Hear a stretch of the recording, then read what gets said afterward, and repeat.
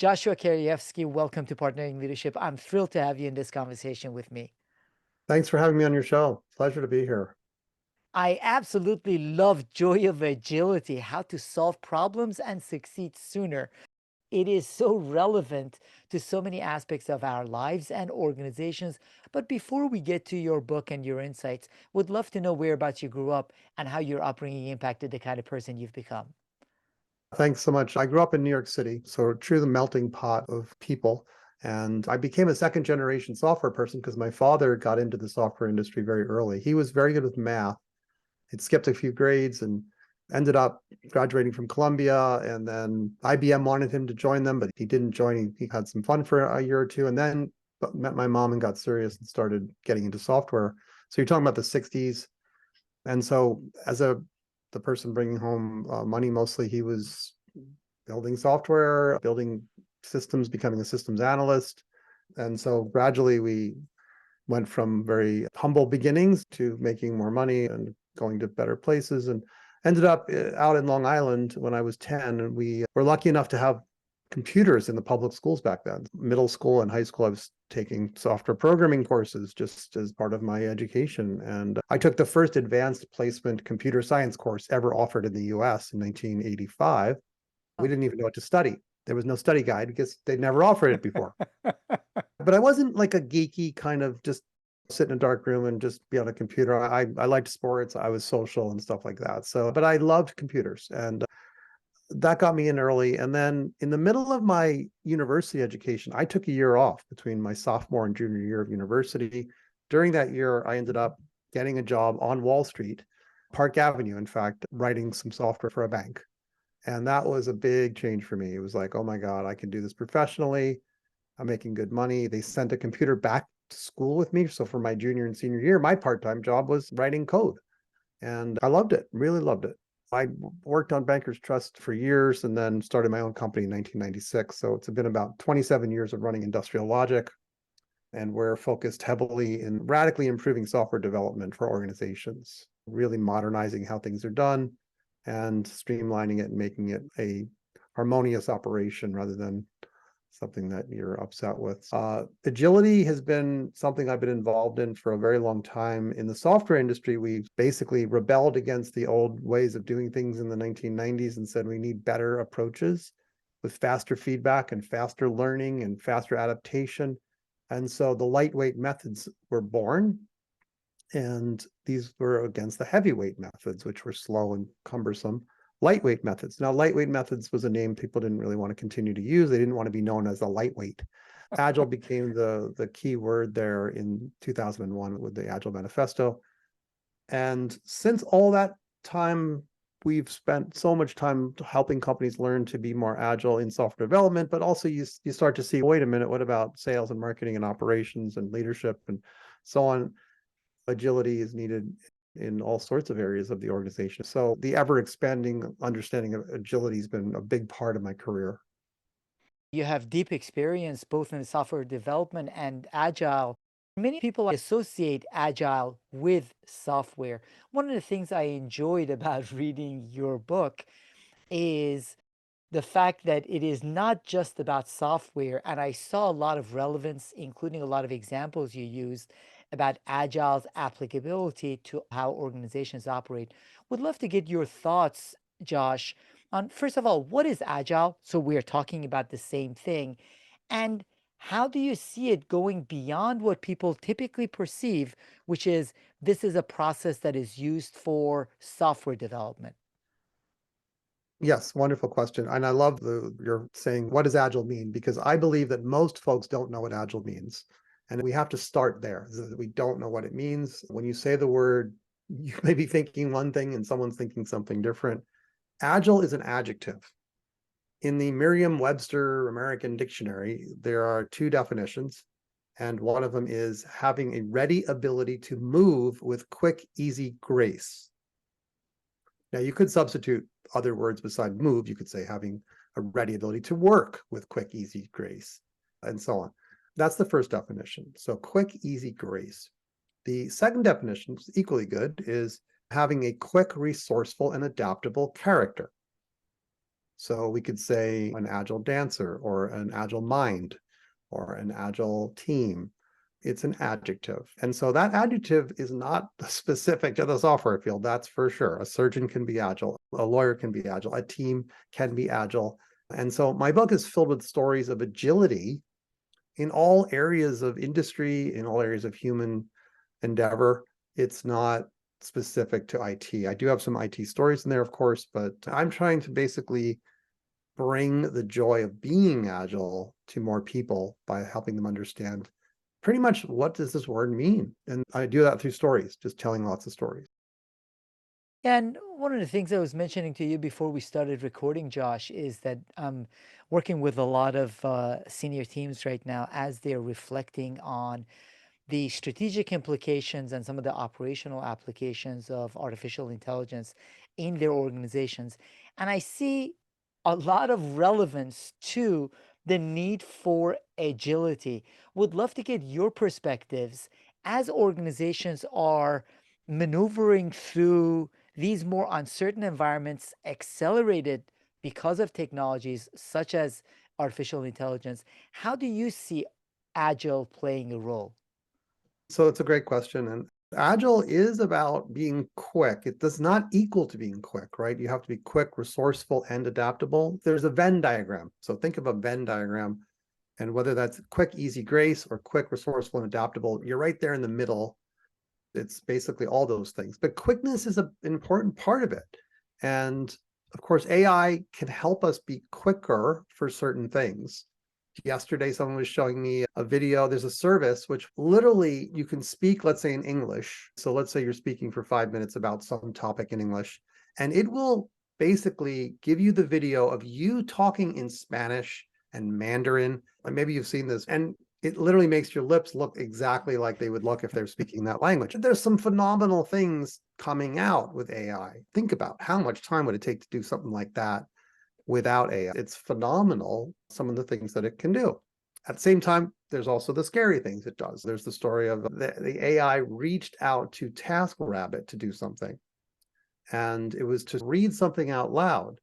And the TaskRabbit said, not knowing it was an AI, was saying, why do you need me to do this? And it said, I'm visually impaired, which of course is actually true, but it was able to then pay the TaskRabbit to read something out loud. Think about that. That's an AI getting a human to do something. So what could happen going forward with AI is wild to think of. Everyone ought to be looking at it and studying it and understanding how it could be used to be helpful. You can't even avoid it now in LinkedIn.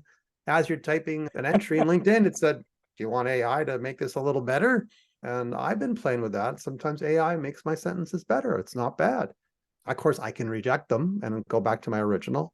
So it's everywhere. It's going to be everywhere. And I think it is going to make things quicker. Now, in the book, Joy of Agility, I talk about the John Wooden mantra, which is John Wooden was this famous Hall of Fame basketball player and coach. And he would say, be quick, but don't hurry. So if AI is encouraging us to hurry, that hurrying may lead to mistakes or to problems. And if they're costly problems, then it's a real issue. Is it helping us be quick or is it helping us hurry? We have to be a little careful there. So I think as long as you keep that in mind, that's a big part of it. But if you can adapt to your environment quicker and just be more adaptive because of AI, and I'm all for it, it's a great new tool. Gary Vaynerchuk talks about the plow, that when the plow came along, farming changed forever and jobs probably were lost. But what are you going to do today? You're going to say, well, we don't use plows. We don't believe in plowing. You cannot stop technology from advancing. So we have to learn what it can do for us and remain safe in terms of what we don't want it to do for us. Now, experimentation plays a role in that be quick. Would love to get your thoughts and experiences in how can organizations and teams build experimentation in a way where they can be quick and adaptable without hurrying and making those big mistakes that you talk about. Any organization that's not continuously experimenting, I think, is in trouble. And a lot of times companies are just so busy. They're so busy with the business that they don't even have time to experiment. That's a dangerous situation to get into. To me, that's an indication that you're trying to do too many things at once. There needs to be the right balance there. There's another thing I learned from John Wooden. I learned a lot about agility, it turns out, from a basketball coach. All the years I've spent in the software industry and applying lean and agile concepts to my work, in some sense, I could say I've learned more from John Wooden and how he trained athletes to be agile. But he would obsess over balance.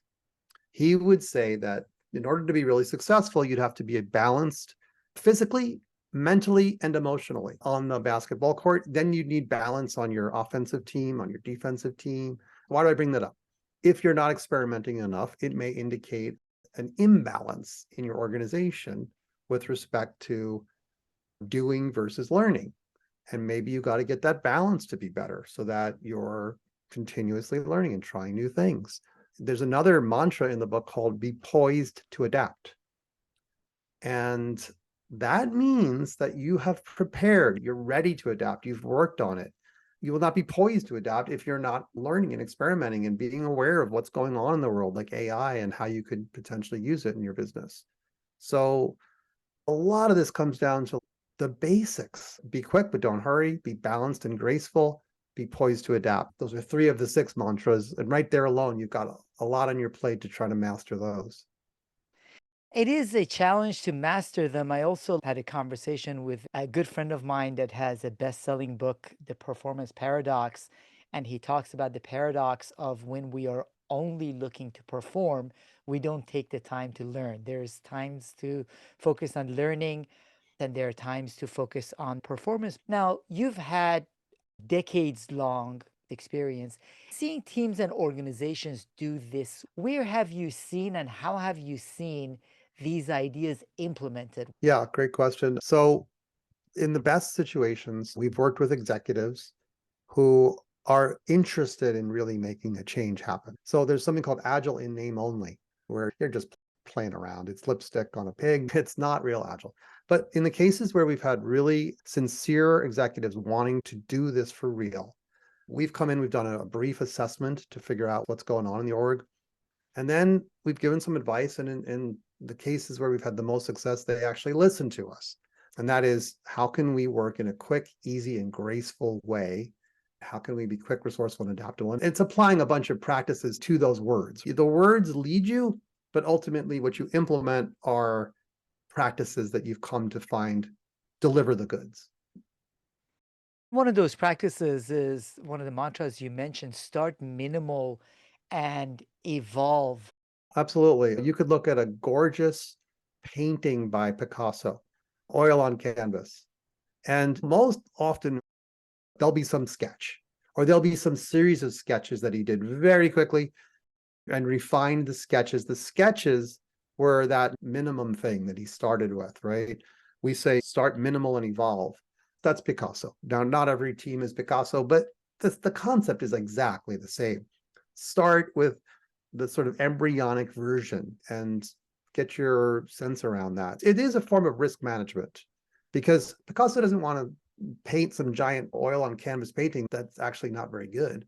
So he needs to learn rapidly about what he's doing there. And that's that rapid learning that has to happen in this kind of a world. So the evolutionary design is a term we use. We think of it as evolutionary design. We are starting with a primitive version and evolving it. This is a wonderful way to get people to collaborate as well. We call it a walking skeleton. A sketch is like a walking skeleton. In a software system, it's, hey, the system can do the most basic thing. Let's say it's a rental car system. It needs to support all kinds of complex scenarios for renting cars, but great. The first thing we create is the most basic. I can only rent one kind of car from one location and return it to that location. And that's all I can do. Now, you're not going to ship that to production and have people really use it unless there's value there. Okay, maybe if there's value there, you go for it. But it's the beginning. You've got all the parts and pieces. You have all the testing in place. You have this mechanism for deploying it to production, even though you might not make it public yet. Everything's there. Everyone's learned how to collaborate. It's going into a kitchen and, okay, we experimented. We can work as a team to produce a dish. Now we've got to think, how are we going to make a whole feast for a big crowd? That's another story. Got to grow to that. But start with the basics. Start minimal and evolve. That's the mantra. And in doing that, one of the things you emphasize in the book is the importance of driving out fear. I think a lot of us believe we are better at that than we really are. When I have conversations with CEOs and executives, they say, "Oh, that's not an issue in my organization." But then when you start having conversations, the reality is different. So, how can leaders of organizations drive out the kind of fear that lends itself to the experimentation that is important to Agile? Great question again. Yeah, fear is toxic to productivity and toxic to high performance. And there's healthy fear, right? There's the Wright brothers, when they were basically experimenting on their airplane, their hero was this German guy who was called the father of gliding experiments. He was gliding off of mountains and flying. Back then, it coincided with cameras and photographs. So he was all over the world, pictures of this guy flying, but he did die. And he died because he didn't have sufficient control over his glider. And so when the Wright brothers started to work on the airplane, their father, who at this point was a widower, basically said, please be safe. I don't want to lose you too. And so all their experiments were done in a very safe way, very low to the ground. Anytime there was anything that was going to endanger them, they quickly put it to an end. So there has to be safety if there's going to be high performance. And you're right, most executives, myself sometimes included, think that things are safer than they are. And in fact, people in general are nervous. They have anxiety. And even your customers do about your service. Or if you're selling, they're like, I don't know if I trust this company. So how can I drive out fear in this sales situation? How can I drive out fear with my employees who might be concerned about their jobs, or they disagreed with an executive? Oh no, what's going to happen now? That is going to limit them from speaking if they're afraid to speak. This is psychological safety, and a lot of wonderful experts speak about that, including Professor Amy Edmondson. It's a battle. There's no place that has perfect safety, but working on it, focusing on it is very valuable. It is really important. And I love that example that you give, as the Wright brothers had to do, of the safety, at the same time, the willingness to continually experiment and have those experiments fail. As you said, it's a push and pull, but the ability to determine what are the things that we are not willing to sacrifice on, and where are we willing to experiment, learn, and grow as a result. Right, right. Yeah, I mean, that's, you have to be humble enough to accept that a lot of your experiments are going to fail. And it is hard. We just did an experiment, a marketing experiment. I have to say, there's probably some success that came out of it, but the primary hypothesis, it failed. And that was several people in my organization working for several weeks on something. And we spent a little bit of money, not a lot, but it didn't have the outcome I expected. And that is humbling. But you say, congratulations, folks, we tried something and it failed. And let's go back and try something else. Good for you, Josh, for serving as an example of what you talk about as well. It sucks failing. You don't come up with a hypothesis and spend a lot of time, effort, and energy trying to do something for it to fail. However, failure is an option. A lot of times, what I find in organizations at all levels, people try to mask the failure into a success because at the beginning they thought it would be a success. So rather than focusing on the lessons learned with humility, saying this didn't turn out how we wanted it, and moving on, especially when the experiments are smaller, that is what makes you agile and adaptable. That's right. And I'll say that there's a term that's used sometimes is this toxic positivity, which is everything's a success. And you can never say something like, actually, it didn't go according to plan. We didn't succeed. And it's not black and white either, right? Like, I know that this marketing campaign did lead to some good things. We had some external folks praising us and stuff like that. It just didn't lead to the sales conversations I wanted it to generate. It did not do that. It absolutely did not do that. And we've been really clear about that fact. But that's the thing. You can't be too positive or just completely negative either. which was a downer. You've got to find a way to be balanced about that and then bounce back and go, okay, what's the next experiment we're going to try? And it's an ongoing thing. I do find these agile mantras are helpful in my life, in work, and in many aspects of just what I'm doing. On the tennis court, the mantras are there. Raising my kids and being a dad, the mantras are there. Fixing things up around the house, the mantras are there. I want to be quick, but I don't want to hurry. During the pandemic, we decided to build a little working shed in the backyard. And I was very busy. And so I wasn't as involved in the project, and my colleagues were there. And we just decided, all right, let's put it in the far right corner of the backyard, and there'll be a nice space for you to hang out in and stuff. Okay, let's just do that. And sure enough, they laid concrete, and this is in the back of the house. They lay concrete, they're putting up the frame of the shed. And then I look out of one of my daughter's windows and I'm like, oh my God, this is like obscuring her view. This is going to be terrible. She's going to look out the window and see a wall like about 3 feet away. That's no good. I had to say to the contractors, I need you to move this so that it's more in the middle of the backyard and it won't obscure anyone's view. That was a $3,000 mistake. And if I'd been smarter, we could have just put up some cardboard and said, let's get a feel for what it's going to be like. Let's just put some cardboard up and just get a feel. We would have failed much faster, much cheaper, and decided, don't put it there. So I hurried too much and I just was like, too busy, just go for it. So the mantras apply to a variety of things in life if you really start to dig into them. I love the examples you use, especially this one, Josh, because typically when we would think about minimum viable product project, in this instance, we might have thought about, okay, you're building the shed in one corner.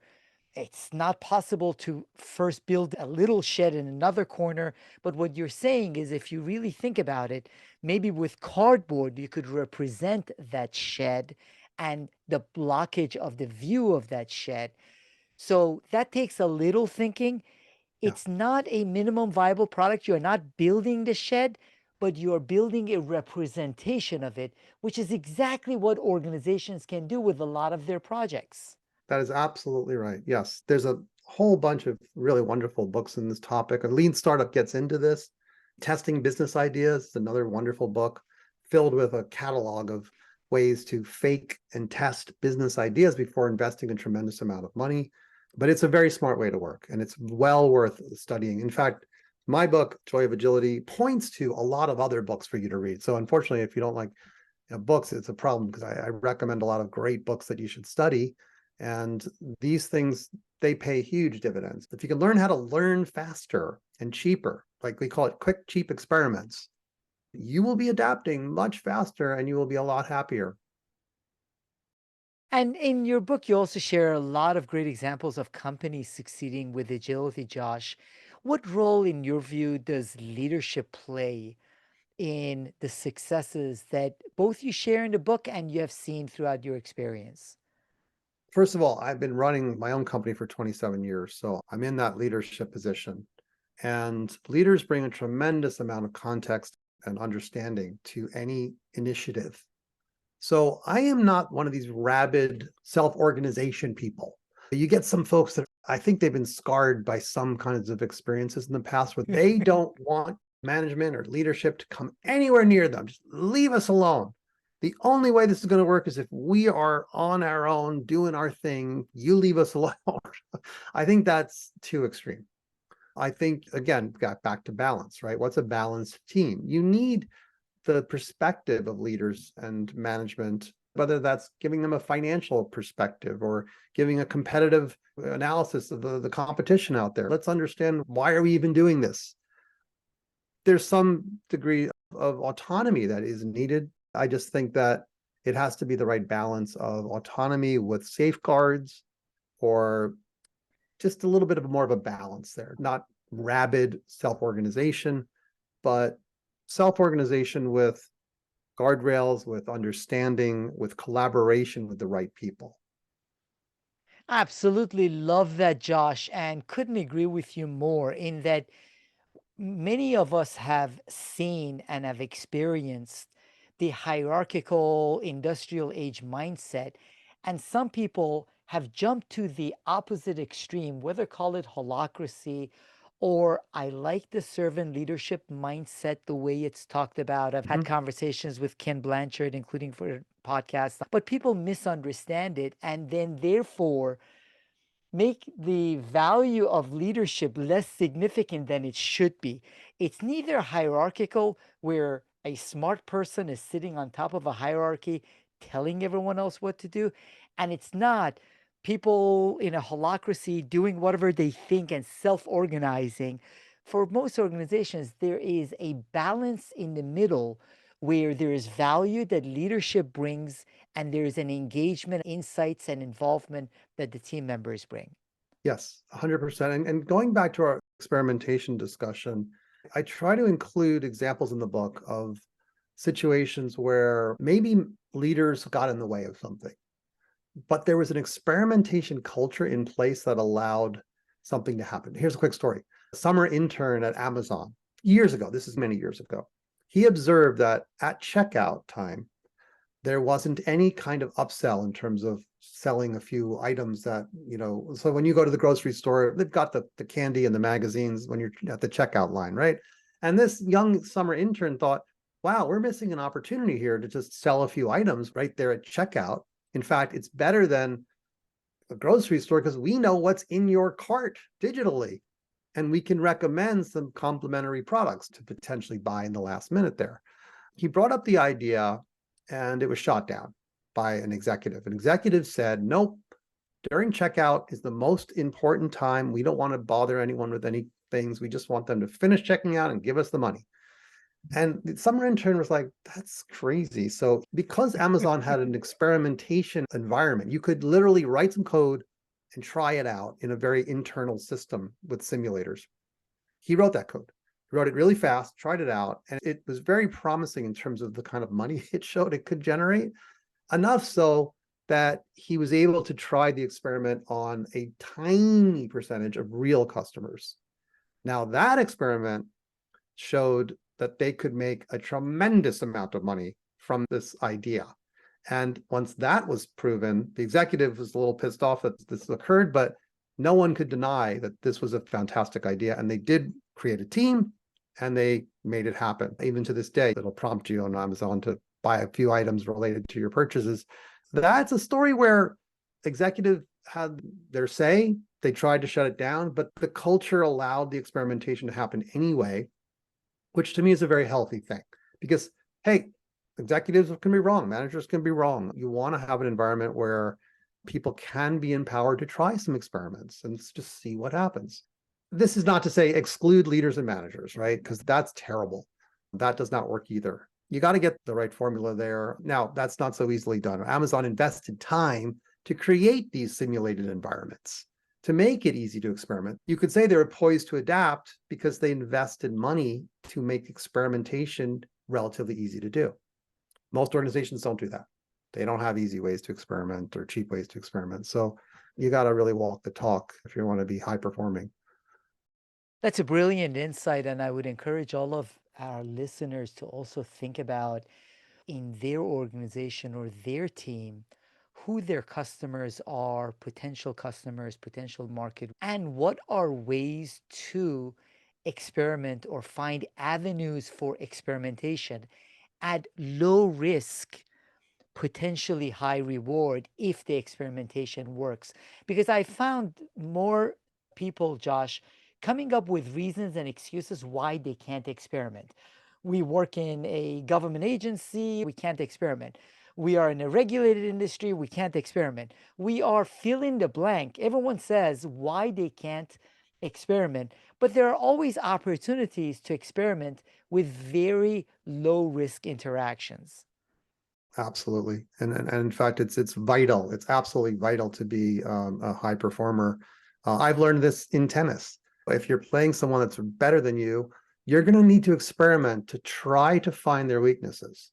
And it's a series of hypotheses and experiments. Oh, what if I try that?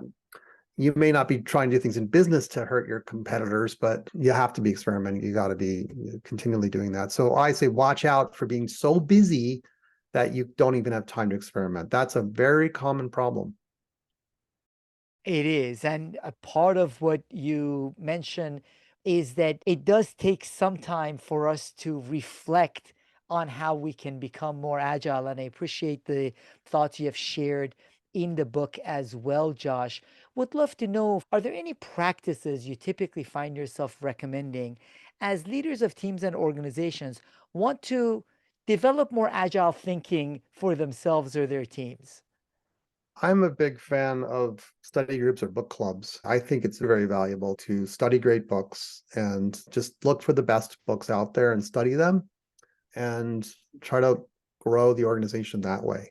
You'll get all kinds of ideas by studying great books. So to me, there are the scholars of the world where you're a continuous student. And I think the best organizations, the best leaders are creating environments where we can be continuous students instead of just racing to get everything done all the time. Yes, you have to go quickly to be competitive in this landscape, but don't go so fast that you're not learning. There's good slow and bad slow. And the bad slow is when you're making people wait, there's lots of delays. It's just not very high performance.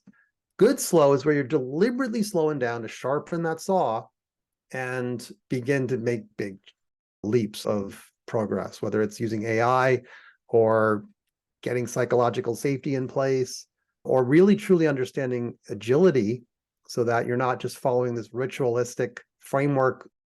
I like to say, by the way, Agile is still in the early days. You may think it's been around 20 years in the software field, but it's in the early days of our consciousness in terms of applying it to our work and to our lives. We're still in the early days of appreciating how to do that and understand that. So, yeah, I think the major practice is to continuously study great literature. In studying Agile, your book is an outstanding place to start. How can the audience find out more about you, Josh, and your book? Joyofagility.com is a website we made for the book. So there's a free sample chapter you can download, and there's some videos you can watch, and a few other things about the book there. So you can contact me on that website. I'm also on industriallogic.com. You can find me there on the people side. I'm on LinkedIn, very active on LinkedIn. So happy to talk there or answer questions. And it's a pleasure speaking with you, Mahan, on this wonderful podcast you have. Thank you again for having me. I really appreciate your insights, Josh. I love the book Joy of Agility, and I love your joy for agility, and Oh, really appreciate you taking the time to share it with me and the Partnering Leadership audience. thank you so much. Couldn't appreciate it more. Thank you.